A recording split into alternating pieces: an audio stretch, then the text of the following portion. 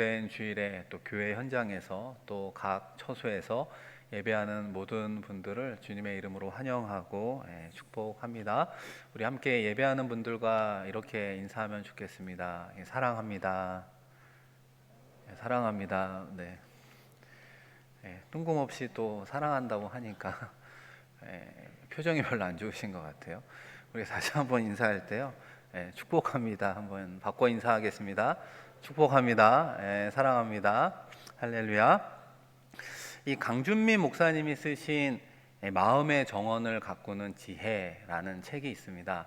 그 가운데 사람들을 변화시키려 하지 말고 다만 사랑하십시오 라고 하는 글이 있는데요. 그 짧은 글을 제가 한번 읽어 드리겠습니다. 우리 마음에서 일어나는 가장 큰 무서운 싸움은 다른 사람을 변화시키려고 몸부림치는 데서 시작됩니다. 다른 사람을 변화시키고 싶은 마음에서 비판과 정죄가 비롯됩니다. 그때 마음이 싸늘해집니다. 모든 것을 있는 모습 그대로 두십시오. 자연은 그냥 서 있습니다. 자연스럽게 변합니다. 자연은 흐름이 있습니다. 인생에는 계절이 있어요. 때가 되면 싹이 나고 열매를 맺습니다. 바다에도 밀물과 썰물이 있습니다. 무엇이든지 억지로 하면 부러지게 되어 있습니다. 다른 사람들을 변화시키려고 몸부림치지 마십시오. 당신 자신을 변화시키는 데 시간을 내십시오. 당신의 마음을 가꾸기에 힘 쓰십시오. 세상을 다 바꾸려고 하지 마십시오. 다만 당신의 마음을 가꿀 시간을 내십시오. 모든 것을 그냥 두십시오. 다만 당신 자신과 경쟁하고 당신 자신을 앞서십시오. 다른 사람을 그 모습 그대로 놔두십시오. 사람들은 사랑의 대상이지 우리가 변화시켜야 할 대상이 아닙니다. 내면에서 일어나는 조용한 혁명은 오직 하나님의 역사, 성령님의 역사, 은혜의 역사입니다. 사랑하는 성도 여러분, 이 글을 듣고 또 어떻게 느끼셨습니까? 공감하는 부분은 좀 다를 수 있지만 공통적으로 우리가 인생을 살아가면서 사람들을 변화시킨다, 사람의 변화가 참 쉽지 않다라고 하는 것은 공감하게 됩니다. 우리가 어떻게 변화되느냐? 이 성령의 역사, 특별히 주님의 그 십자가의 충만한 사랑이 성령의 역사 가운데 임할 때 우리가 진정으로 변화되는 줄로 믿습니다. 할렐루야. 오늘 본문의 주인공 베드로도 이 회복이라고 하는 주제로 한번 이와 같이 생각해 보려고 합니다. 베드로가 어떻게 진정으로 거듭난 예수의 제자로 변화되어 가는가, 회복되어 가는가, 그 과정에 대한 이야기를 함께 하려고 하는데요. 이 부활의 예수님은 흩어져 버린 제자들을 찾으러 다니셨습니다. 왜 제자들을 방문하셨을까?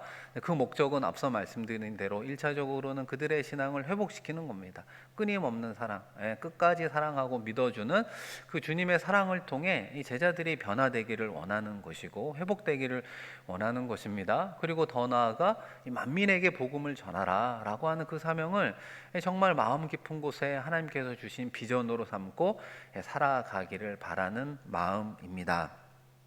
사실 제자들의 입장에서 보면 부활하신 예수님을 여러 번 만났음에도 불구하고 그들은 다소 엉뚱한 행동, 잘 이해하기 어려운 행동을 하게 됩니다.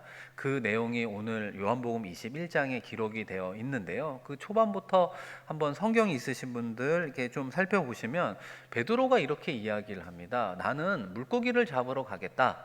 그래서 디베라 바닷가로 향하게 되죠. 근데 그 이야기를 듣는 몇몇의 제자들도 동참하여 나도 가겠다 이러면서 디베라 바닷가로 고기를 잡으러 베드로를 뒤따르게 되는 것입니다. 그렇게 제자들은 떠났죠. 예수님을 멀리하고 디베라 바닷가로 물고기를 잡으려고 하는, 어떻게 보면 세상의 목적을 가지고 떠난 그들은 어떤 결과를 얻게 되었습니까? 요한복음 21장 3절인데요. 시몬 베드로가 나는 물고기 잡으러 가노라 하니 그들이 우리도 함께 가겠다고 하고 나가서 배에 올랐으나 그날 밤에 아무것도 잡지 못하였더니. 이 주님으로부터 멀어진 그들의 행동, 이 세상에 어떤 목적을 이루려고 하는 그들의 결과가 오늘 말씀은 어떻게 표현하고 있습니까? 소기의 목적을 달성하지 못해서 또 힘 빠지는 인생을 살아가는 이 안타까운 그들의 모습을 보여주고 있습니다. 그런데 부활의 주님은 어떤 모습으로 우리에게 말씀하고 있습니까? 어떻게 보면 베드로를 위시한 그 제자들은 주님으로부터 멀어진 사람들이잖아요. 주님을 만남을 어떻게 보면 피하고 도망친 것 같은 그들이지 않습니까? 그럼에도 불구하고 어김없이 부활의 주님이 그들의 현장을 찾아가 주신다라고 하는 것입니다. 이 진정한 사랑이라고 하는 것이 짧은 몇 마디로 정의할 수 있는 것은 아니지만, 이 사랑한다라고 하는 것의 공통된 특징이 무엇입니까? 그 대상을 찾아가는 것이죠. 먼저 말을 걸어주고 손잡아주고 위로하고 보듬어주고 그들의 입장을 헤아려 주는 것이라고 말할 수 있습니다. 이 바닷가에 서 계신 예수님, 여전히 빈배로 돌아오는 처량한 그 제자들을 바라보며 배 오른편에 그물을 던져라, 또 이렇게 이야기하니까 제자들이 또 순종을 해요. 그래서 순종하면서 153마리, 이 성경에 보면 그렇게 이제 기록이 되어 있죠. 놀라운 이제 물고기를 잡는 체험을 하게 됩니다. 그런데 이것은 단순히 이 빈배로 돌아오는 그들에게 어떻게 보면 만선의 기쁨이 있었다, 이런 의미로만 끝나는 것은 아니라고 하는 거예요. 요한복음 21장은 제가 보기에는 이 베드로의 회복에 초점을 맞춘 예수님의 사랑의 행보라고 말할 수 있습니다. 왜냐하면 이 베드로가 평생 잊지 못할 장소 중에 하나가 어딜까요? 그건 바로 디베라 바닷가, 갈릴리 호수, 기네사레 호수, 이렇게 이야기할 수 있습니다. 이게 같은 말이잖아요. 누가복음 5장에 보면 베드로가 물고기를 밤새 잡으려고 했는데 빈배로 돌아오게 되잖아요. 그러니까 아침에 예수님께서 배를 좀 띄울 수 있느냐 이렇게 청하고, 그 예수님께서 많은 사람들에게 천국 복음을 전하게 되잖아요. 그리고 베드로에게 뭐라고 얘기하냐면 깊은 곳에 그물을 던져 고기를 잡으라.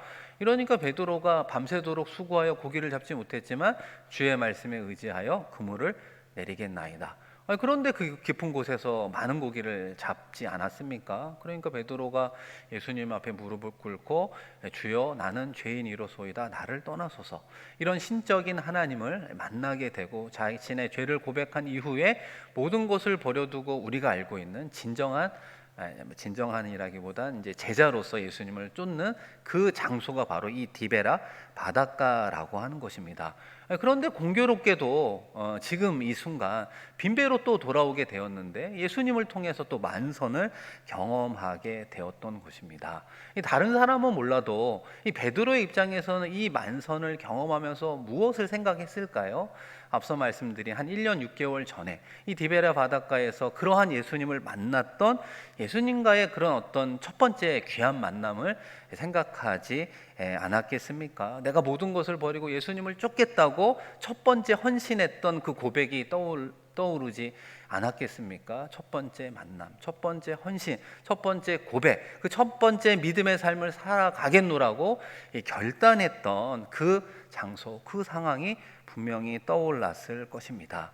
그런데 성경에 보면 예수님이 아무런 말씀은 하지 않으시거든요. 그냥 그물을 던져라 이렇게만 말씀하시는 거죠. 직접적인 행동으로만 그것을 재현함으로 이 베드로로 하여금 그 기억을 하게 하고 그 첫 번째 헌신과 결단을 다시 한번 생각해 보는 그런 방식으로 살펴주는 것을 보게 됩니다. 이 사랑하는 성도 여러분, 그런 의미에서 여러분과 주님과의 첫사랑이 이루어졌던 곳은 어디입니까? 어느 교회였습니까? 기도원이었습니까? 아니면은 예수님 앞에 내가 믿음으로 살겠노라고 다짐했던 그 사건의 장소는 어디에 있습니까? 내가 주님을 사랑하겠노라고 고백했던 그 고백의 그 장소는 어디입니까? 우리 주님께서는 그것을 회상시키면서 조금씩 우리를 회복시켜 가고 있는 것입니다. 이어지는 말씀을 통해 주님께서 다시 한번 베드로를 사랑하는 구체적인 행동이 나오게 되는데요. 이 밤새도록 일을 했으니까 얼마나 심신이 고달프고 지치고 배가 고프겠습니까? 예수님께서 이제 조찬을 준비하게 됩니다. 21장 9절에 보면 육지에 올라와 보니 숯불이 있는데 그 위에 생선이 놓였고 떡도 있더라. 이어지는 12절, 예수께서 이르시되 와서 조반을 먹으라 하시니 제자들이 주님이신 줄 아는 고로 당신이 누구냐? 감히 묻는 자가 없더라. 예수님께서는 말보다는 행동으로, 그리고 그들의 필요를 채워주시는 거죠. 배고픈 그들에게 따뜻한 또 정성 어린 그런 식사를 제공해 주고 있습니다. 아마 그것을 통해서도 제자들이 큰 감동을 아마 받았을 거라 생각을 합니다. 그러면서도 앞서 말씀드린 이 말씀이 베드로를 향하고 있다고 이야기를 드렸잖아요. 함께 읽었던 21장 9절에 보면 이 숯불이라고 하는 단어가 나오게 되는데, 헬라어 안뜨라키아라고 하는 말인데요. 이 말이 또 공교롭게 어디에 사용이 됐느냐, 이 불이라고 하는 표현으로도 사용이 되는데 요한복음 18장 25절에 사용이 됐습니다. 우리 한번 이 말씀은 같이 읽어볼까요? 시작. 시몬 베드로가 서서 불을 쬐더니 사람들이 묻되 너도 그 제자 중 하나가 아니냐? 베드로가 부인하여 이르되 나는 아니라 하니. 이 불을 쬐는 그곳에서 베드로가 예수님을 3번 모른다고 부인했던 그 상황, 그 어떤 비슷한 장소가 연상이 되었을 것입니다. 숯불, 불, 같은 상황이라고 하는 것이죠. 왜 예수님께서는 이곳에서 아침에 만찬을 준비해 주셨을까? 베드로가 그 아픈 기억을 할 수밖에 없는 그 실패의 자리 아니었겠습니까? 베드로의 입장에서는 그 기억을 마음 깊은 곳에서 지워버리고 싶었을 것입니다. 그렇죠. 그가 비록 3번이나 부인하고 닭이 울자 밖에 나가 통곡하고 회개했다, 이렇게 회개의 고백은 했지만 정작 당사자에게 진실로 사과를 했는지, 예수님 잘못했습니다 라고 고백을 했는지는 알 수 없지만 이 베드로의 마음 깊은 곳에 그 죄책감, 그 응어리가 남아 있을 수 있지 않겠습니까?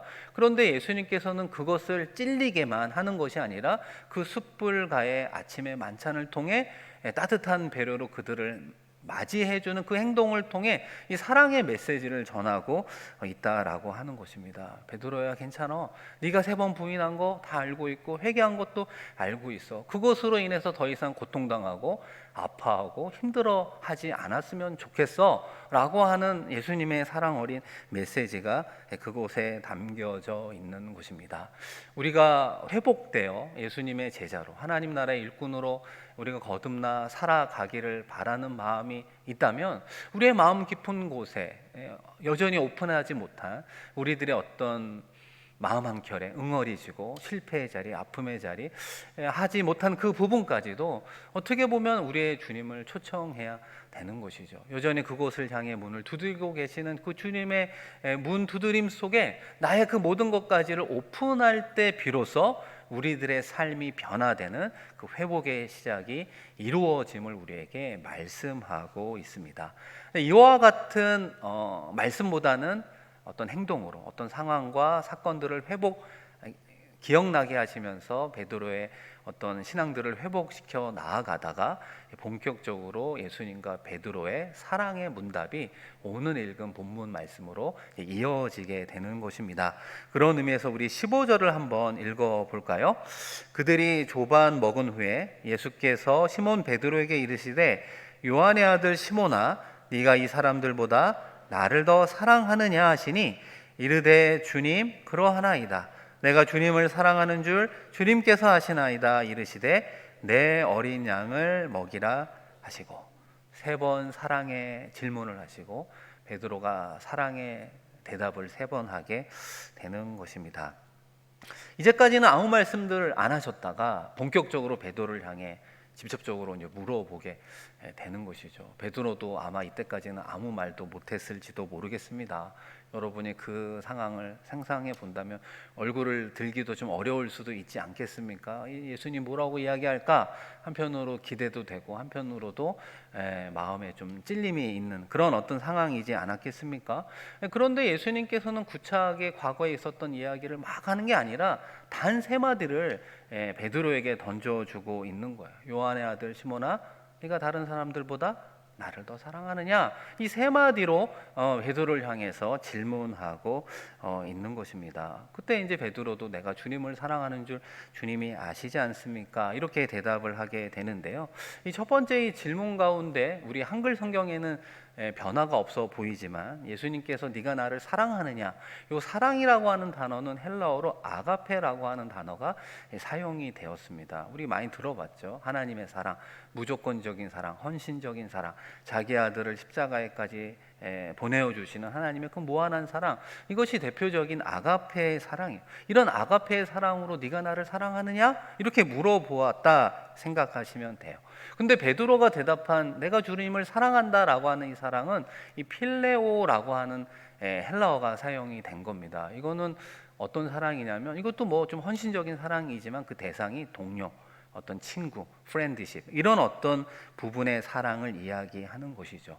왜 베드로가 이렇게 대답을 했을까? 베드로의 솔직한 고백이 아니겠습니까? 주님, 저는 인간으로 할 수 있는 필레오의 사랑밖에는 못합니다. 제가 전에 죽을지언정 주님을 배반하지 않겠다고 했지만 3번이나 배반한 연약한 인간일 뿐입니다. 저는 감히 주님이 아가페로 사랑하는 그 사랑으로 주님을 사랑할 수 없습니다 라고 하는 겸손한 자신의 신앙 고백을 하고 있는 것입니다. 그리고 이 첫 번째 질문에 또 다른 특징이 하나 있는데요, 이 15절 말씀을 보시면 내가 이 사람들보다 나를 더 사랑하느냐, 이 두 번째, 세 번째 없는 표현이 하나 나오는데 이 사람들보다, 그리고 이건 어떤 말로 바꿀 수 있냐면 이것들보다, 이렇게 다 바꿀 수 있는 표현입니다. 다시 말해서 주님은 베드로야, 네가 이 동료들보다, 그리고 물고기로 대표하는 이 물질보다, 그죠? 이 세속적인 것보다 주님을 더 사랑하느냐라고 하는 의미가 담겨져 있습니다.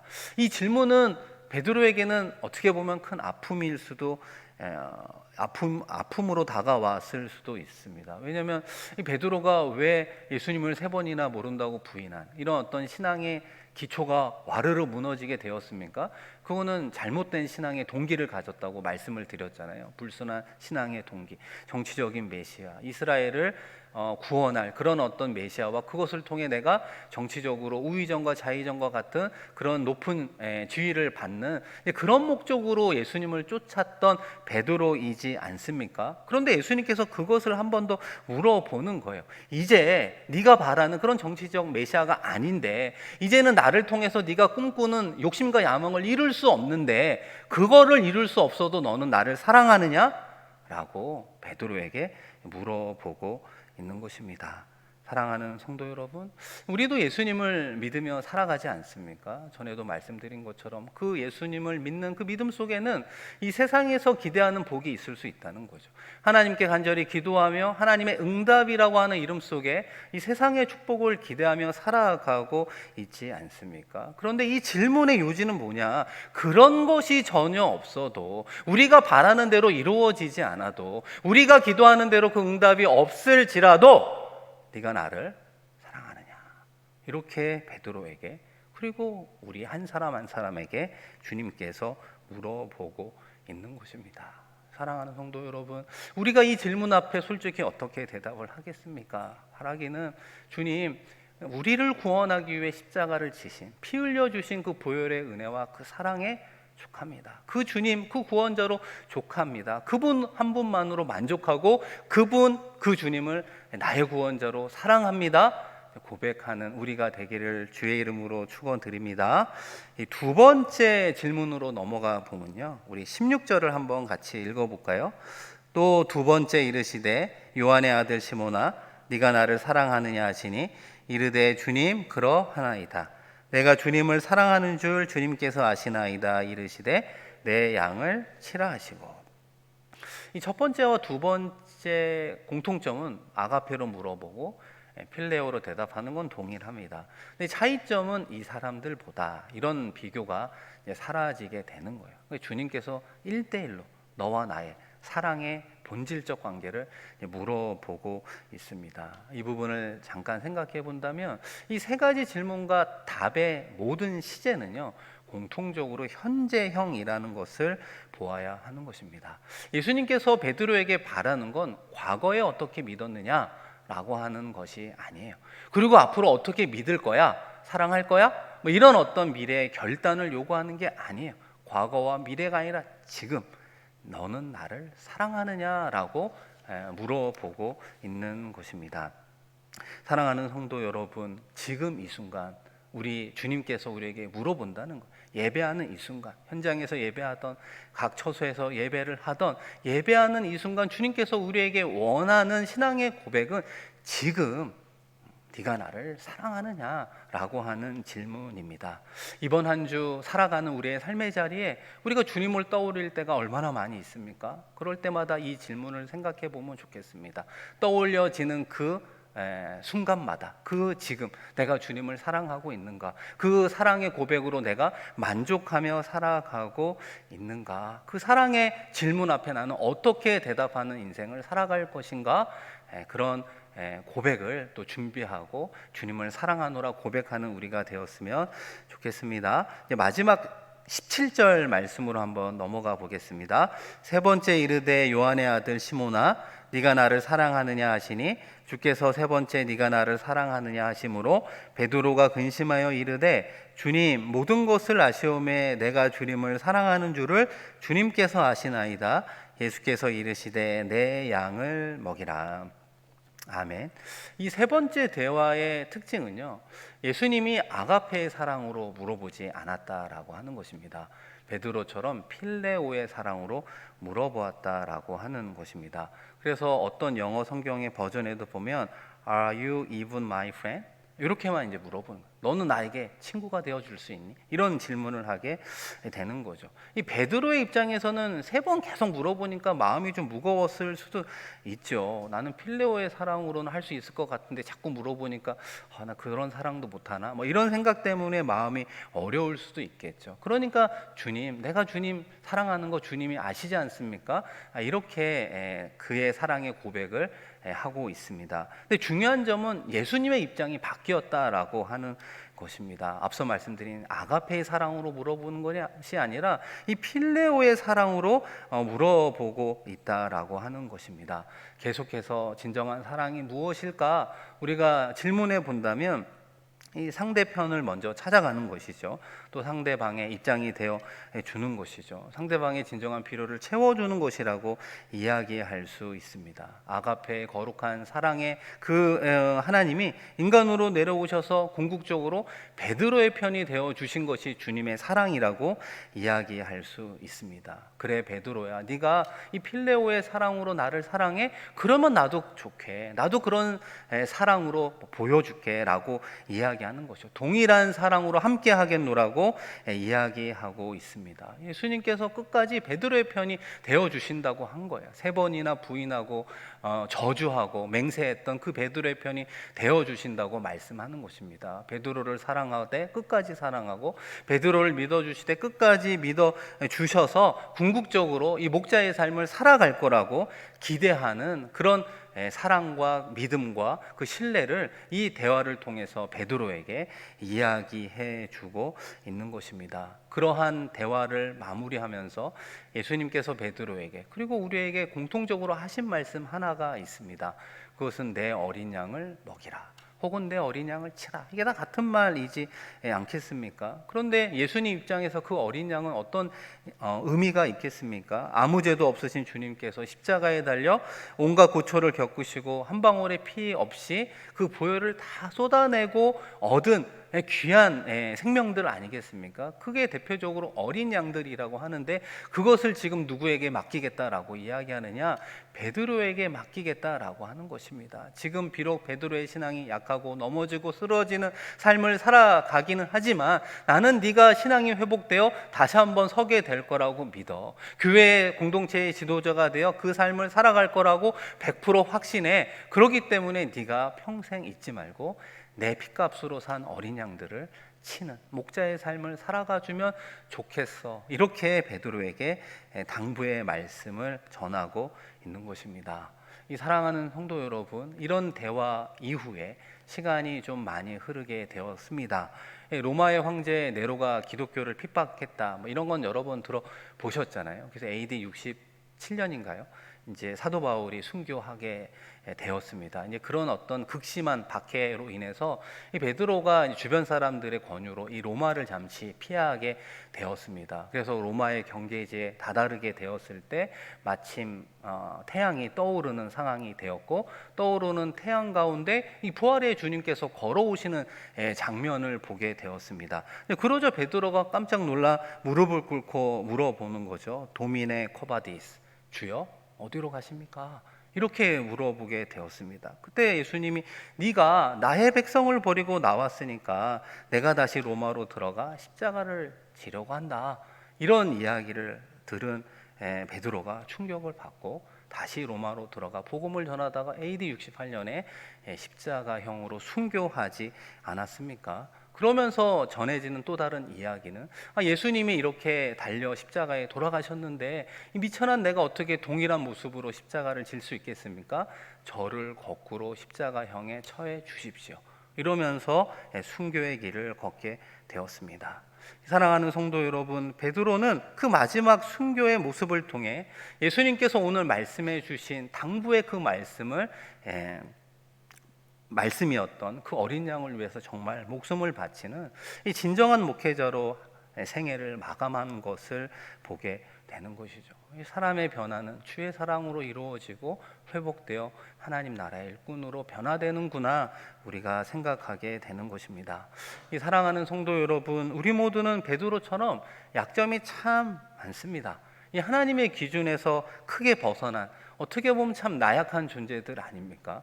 이 베드로 설교를 연속으로 하면서 참 베드로가 우리와 닮았다라고 하는 것을 느낄 때가 많이 있습니다. 부활의 주님께서 이 요한복음 21장 상세하게 이 베드로를 찾아가 회복시켜 주신 것처럼 이 부활의 주님은 우리를 찾아오십니다. 진정한 사랑이 무엇인지를 우리로 하여금 깨닫게 해 주시는 것이지요. 때로는 물질의 필요를 채워 주시는 방식으로, 때로는 예수님과의 첫사랑, 예수님과의 첫 만남, 우리의 첫 헌신, 이 결단의 그 장소와 상황을 떠올리게 하기도 합니다. 때로는 우리의 마음 깊은 곳에 응어리지고 실패에 쓴 경험들, 죄책감, 뭔가 해결하지 못한 부분까지도 주님께서 사랑으로 보듬어 주기를 원하는 그 손길로 다가오신다는 것입니다. 그분을 우리가 맞이할 때, 그분을 우리의 주님으로 우리가 받아들이고 그 주님과 함께 동행하며 살아갈 때 우리 가운데 주의 사랑으로 회복의 삶을 살아가게 되는 것입니다. 이번 한 주 여러분은 어떤 계획을 가지고 살아가리라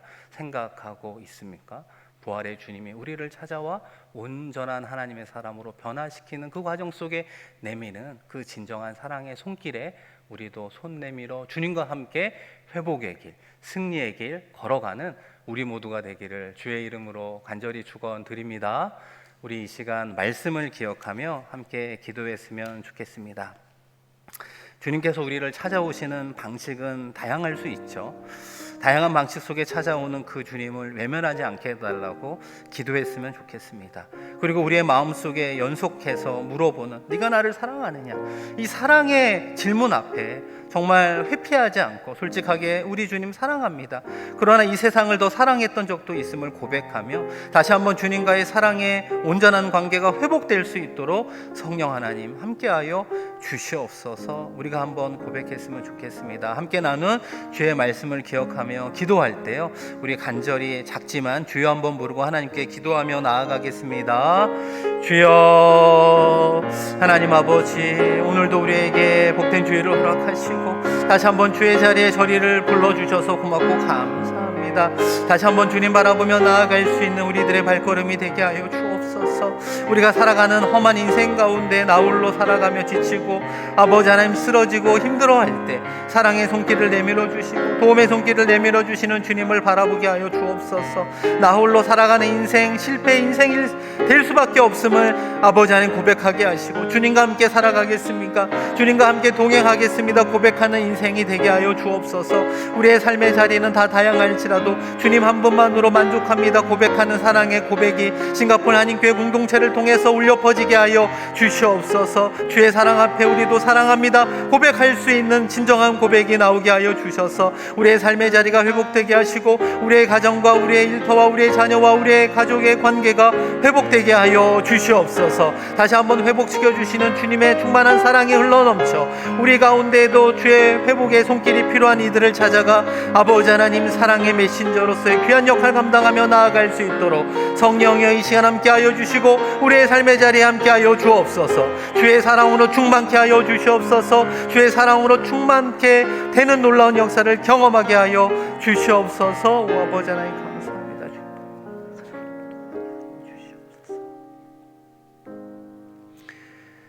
주님께서 베드로를 향해 네가 나를 사랑하느냐라고 하는 질문 가운데 우리도 주님을 사랑합니다 고백하며 나아가는 우리 모두가 되게 하여 주시옵소서. 우리가 베드로처럼 나약하고 연약하여 쓰러지고 넘어지는 적이 너무나 많이 있습니다. 그럼에도 불구하고 끝까지 우리를 믿으시고 신뢰하고 심지어는 주의 핏값으로 산 어린 양들을 맡겨주신 그 주님의 믿음을 바라보며 나아가게 하여 주셔서 궁극적으로 베드로가 선한 목자의 삶을 살아갔던 것처럼 우리들도 신앙의 회복과 사랑의 충만함으로 우리 주변에 있는 이들을 섬기며 나아갈 수 있도록 성령 하나님 함께하여 주시옵소서. 이번 한 주 살아가는 우리의 삶의 모든 자리 가운데 주님 함께하여 주시고 주님을 생각할 때마다 주의 사랑으로 하나 되어 갈 수 있는 승리하며 나아갈 수 있는 우리들의 귀한 삶의 자리 삼아 주시옵소서. 감사드리며 귀하신 예수 그리스도의 이름으로 기도드립니다. 아멘.